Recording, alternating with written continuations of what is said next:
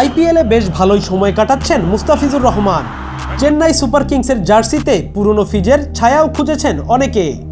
বাঁহাতি এই পেসারের জন্যই বহু দেশি ক্রিকেট ভক্তরা চোখ রাখেন জনপ্রিয় এই ফ্র্যাঞ্চাইজি লিগে। তবে তাদের জন্য হতাশার খবর হলো ঘরের মাঠে জিম্বাবুয়ে সিরিজের জন্য ফিজকে ফিরে আসতে হবে আইপিএল ছেড়ে। ওয়ালটন এসিতে ইনস্টলেশন একদম ফ্রি। বিসিবি মুস্তাফিজকে আইপিএলের জন্য ছুটি দিয়েছিল চলতি এপ্রিলের শেষ দিন পর্যন্ত। তবে তার ছুটি বেড়েছে একদিন, আর তাতেই একটি ম্যাচ বেশি খেলার সুযোগ পেতে পারেন মুস্তাফিজুর রহমান। চেন্নাই ফ্র্যাঞ্চাইজি ও বিসিসিআই এর পক্ষ থেকে করা হয়েছিল একদিনের ছুটি বাড়ানোর অনুরোধ, যার কারণ হলো 1 মেতেই রয়েছে চেন্নাইয়ের একটি খেলা। তাতে সাড়া দিয়েছে বিসিবি।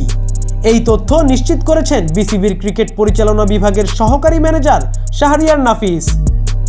মূলত মে মাসের 3 তারিখ থেকে 12 মে পর্যন্ত বাংলাদেশ খেলবে জিম্বাবুয়ের বিপক্ষে 5 ম্যাচের টি20 সিরিজ।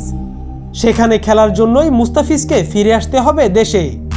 এরপর যুক্তরাষ্ট্রেও রয়েছে সিরিজ, যা শুরু হবে 21 মে।